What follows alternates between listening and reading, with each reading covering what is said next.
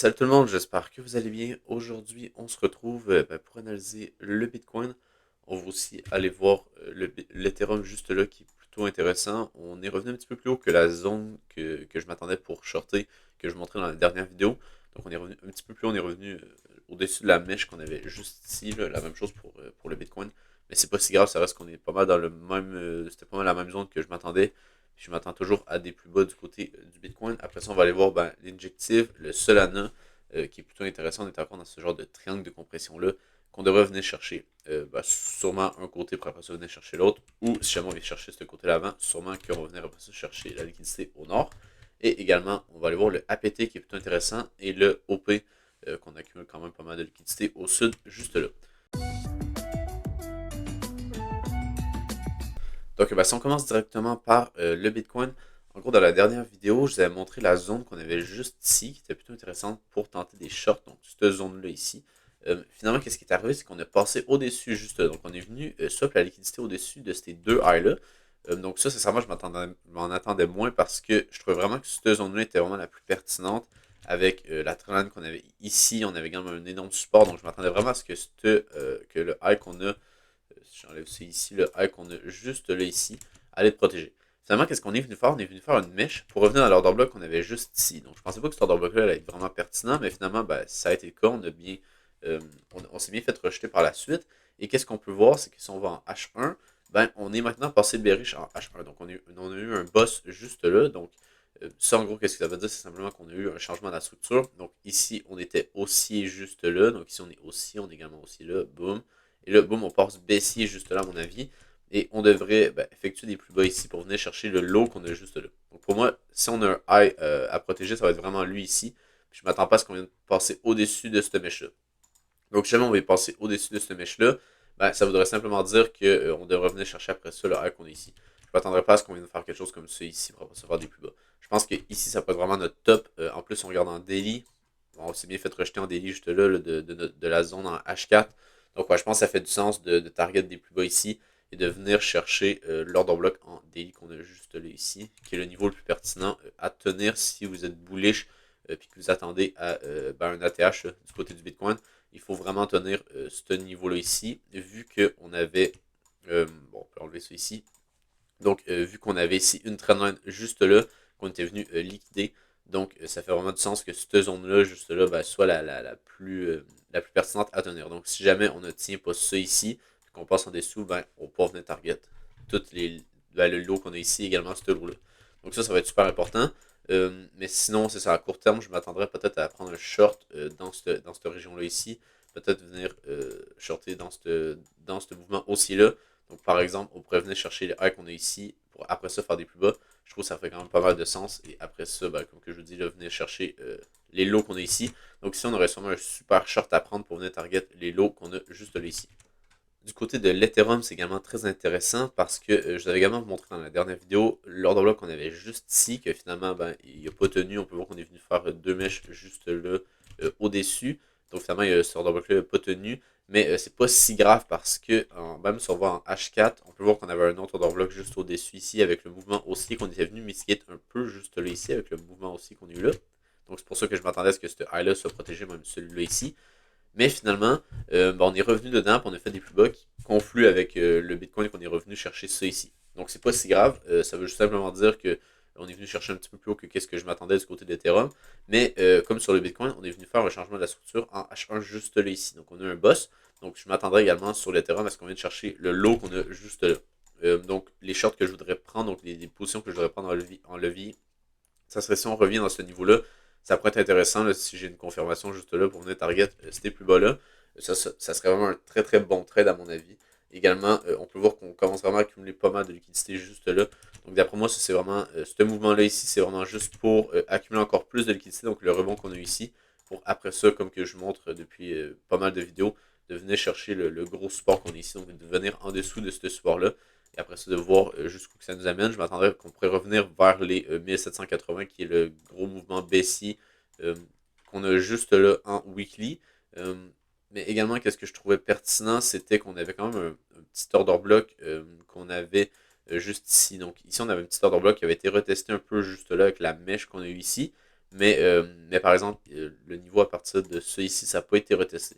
Donc à voir si c'est un ordre bloc pertinent, mais on en a un genre juste en dessous du niveau de support. Donc on va voir si jamais il est pertinent. C'est sûr que vu qu'il a été retesté juste là, c'est moins intéressant. Mais je peux quand même le mettre juste ici. Si jamais on a juste une petite mèche comme ça ici pour après ça faire des plus hauts, ça serait l'ordre bloc ici qui a marqué le bottom, à mon avis. Et après ça, on pourrait être bullish sur l'Ethereum pour venir chercher tout ça ici. Ensuite, je voulais également vous montrer le injectif qui est plutôt intéressant.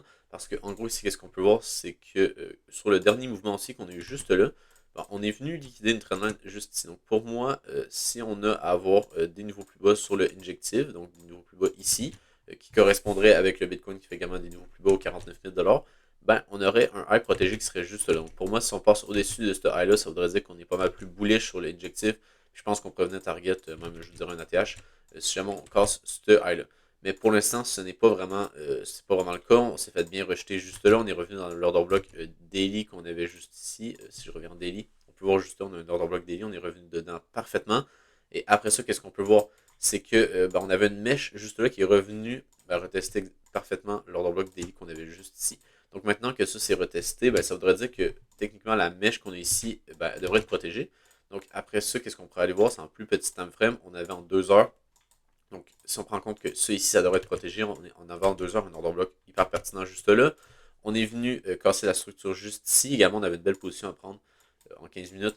Ici, on peut voir qu'on avait créé une résistance juste là. Puis après ça, on est venu liquider ici. Après ça, en 5 minutes, on avait également une autre résistance qu'on est venu créer en plus petit time frame.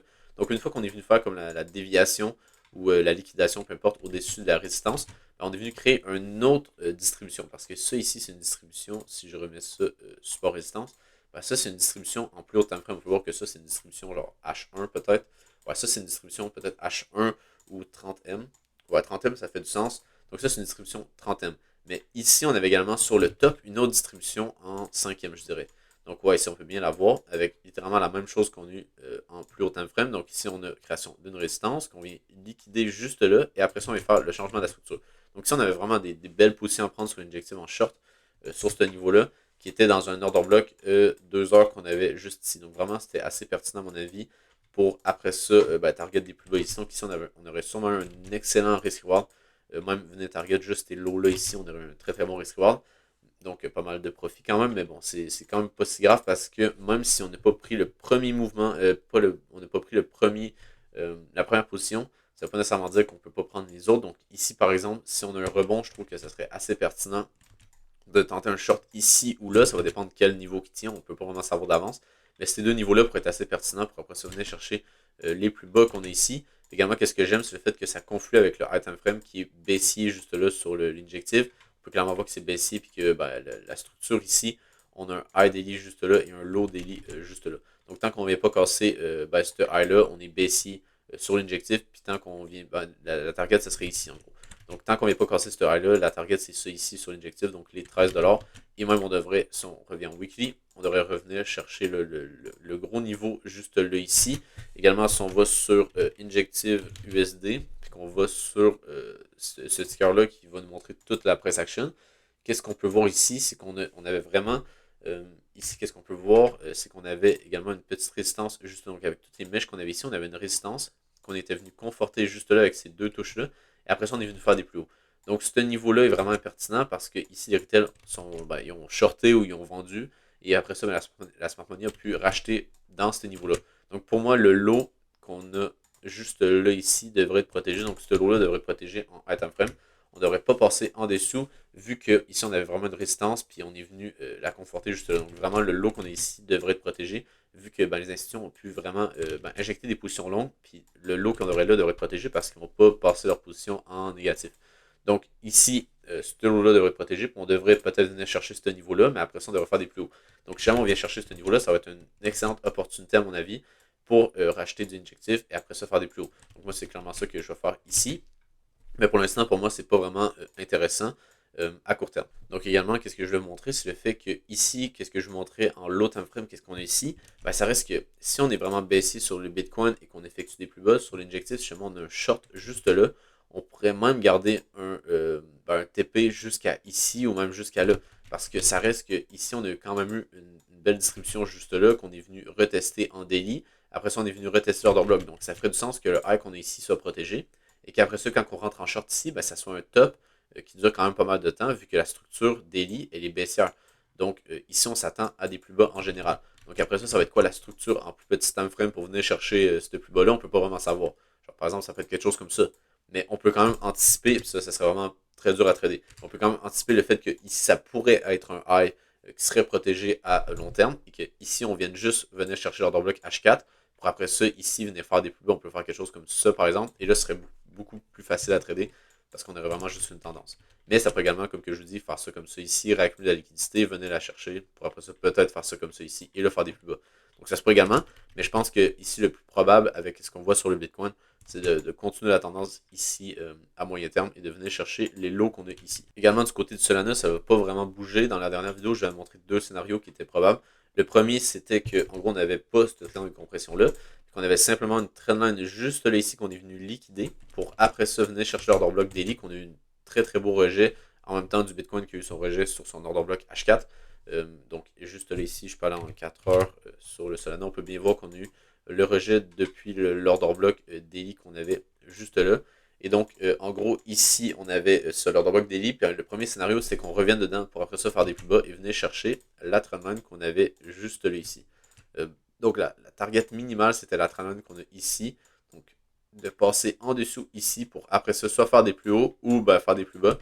Mais là, après ça, ça va dépendre du Bitcoin. Donc, techniquement, on devrait faire des plus bas vu que le Bitcoin, pour moi, est baissier.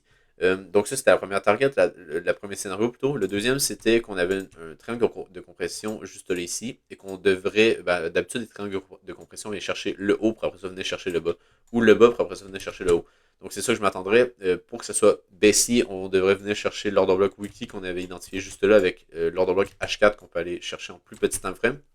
Donc venez chercher ça ici, au-dessus du triangle de compression, pour après ça faire des plus bas, et venez chercher ce niveau-là, pour après ça soit faire des plus hauts, ou liquider puis faire des plus bas ici, puis venir chercher ce lot-là.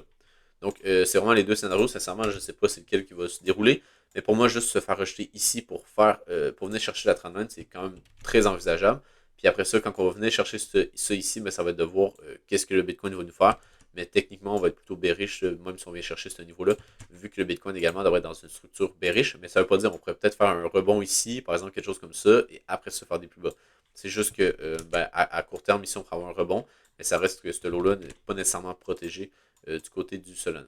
Également, je vais montrer le APT qui est plutôt intéressant, parce qu'en gros, ici, on peut voir qu'on est vraiment dans un range qui dure depuis 2023, et en gros, ce genre de range-là, avant des off-season qui devraient arriver quand on va avoir un Bitcoin à 90 000 par exemple, puis que la Bitcoin dominance va descendre, donc vraiment, avant les grosses off-season, on a ce genre d'altcoin-là, par exemple, en 2021, qui avait vraiment fait un range qui avait duré vraiment une éternité.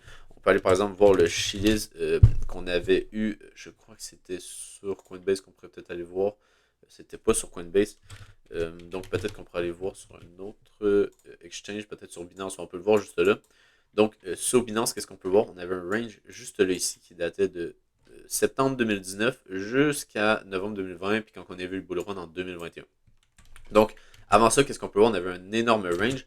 Également, qu'est-ce qu'on peut voir? C'est le fait que ici c'était décembre 2020, mais en décembre 2020, le Bitcoin était déjà dans sa phase parabolique, puis commençait à distribuer. Tandis que sur le Chiliz, on avait simplement commencé l'impulsion haussière. Donc, qu'est-ce que je trouve intéressant, c'est le fait que le APT est pas mal dans la même situation avec un range juste là ici. Avant vraiment la phase parabolique du Bitcoin, même si on a eu quand même une belle run de 16 000 jusqu'à 70 000, mais ça reste que la phase parabolique pourrait être vers, par exemple, de 42 000 ou 44 000, comme que je m'attends sur le Bitcoin, vers les 90 000. Et après ça, sur le APT, ce serait peut-être là qui va vraiment bien performer et faire une genre de performance qu'on a vu sur le Chiliz ici, par exemple, faire quelque chose comme ça ici, pour après ça trouver un top long terme. Peut-être faire plus, peut-être faire moins, je sais pas. Mais au moins venir chercher ces highs-là. Donc je pense que c'est plutôt intéressant pour cette altcoin-là. Après ça également, qu'est-ce que je trouvais bien, c'est le fait qu'ici on est venu swap les lots juste là, on est revenu dans une demand très pertinente. Donc on est vraiment venu dans le dernier mouvement baissier qu'on avait ici, avant l'énorme mouvement aussi. Donc si on n'était pas venu retester, on avait juste venu retester ça ici, puis même le mouvement baissier qu'on a vu juste là. Mais je trouve qu'ici on est bien venu retester. C'est sûr que peut-être ici ça aurait été mieux de mèche jusqu'à là. En général, je trouve que c'est pertinent pour avoir un bottom ici avec le swap de liquidité. Également, on est toujours aussi avec un low ici, un high. Donc, tout ce qui est entre, ben, c'est juste une sorte de correction ici pour après ça faire des plus hauts. Mais ça reste qu'en général, ici, on a un low et un high juste là. Et tout ce qui est entre, ben, c'est juste une période d'accumulation. Mais pour moi, c'est plutôt intéressant. Donc, en gros, c'est un petit peu comme qu'on a sur le Bitcoin. Par exemple, ici, sur le Bitcoin, on a un high et un low. Puis après ça, on vient corriger entre les deux ici. On peut faire à peu près n'importe quoi pour après ça faire des plus bas. Mais sur le APT, je m'attends à ce que ce soit la même chose, mais un peu à l'inverse. Donc, ici, on a un low et un high. On peut corriger ici, faire à peu près n'importe quoi, et après ça, faire des plus hauts. Donc, je trouve ça plutôt pertinent avec le swap de la liquidité qu'on a ici.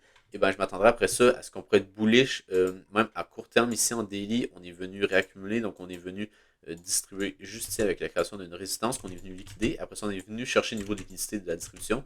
Et après ce bon, on est revenu dans l'ordre bloc juste ici pour après ça faire des plus hauts. Donc ici, on a vraiment confirmé que ce lot-là pourrait être protégé à court terme. Donc si on revient dans l'ordre bloc qu'on est ici, ça pourrait être ultra pertinent pour après ça venir target les equal high qu'on a juste ici avec toute la liquidité qui s'est accumulée juste là. On peut voir qu'on n'est pas venu la chercher. Même ici, on a des equal high juste là ici. Donc c'est plutôt pertinent. Ça se pourrait également qu'on vienne chercher en gros le high qu'on a ici, puis on vient de chercher la liquidité directement. Parce que qu'est-ce qu'on peut voir, c'est qu'en plus petit time frame, on est quand même revenu sur l'ordre bloc H4 qu'on avait juste ici. Donc ça se pourrait très bien qu'ici, on continue la tendance haussière qu'on a en ce moment sur la PT, qui surperforme clairement la majorité des cryptos. Donc ici, pour moi, ça pourrait être, comme que je vous dis, ça pourrait être un bottom qu'on est ici pour faire des plots directement, ou on pourrait venir créer une résistance, venir la liquider. Après ça, on vient chercher la liquidité, on vient dans ce niveau-là pour après ça faire des plus hauts. Donc je dirais que ça serait le scénario parfait qu'on revienne là-dedans, mais après ça, on ne peut pas vraiment savoir quel scénario qui va se dérouler. Et également, si on va en weekly, ça reste que pour moi, c'est ça. On devrait peut-être revenir dans l'ordre bloc weekly qu'on a ici. Donc peut-être faire ça comme ça ici.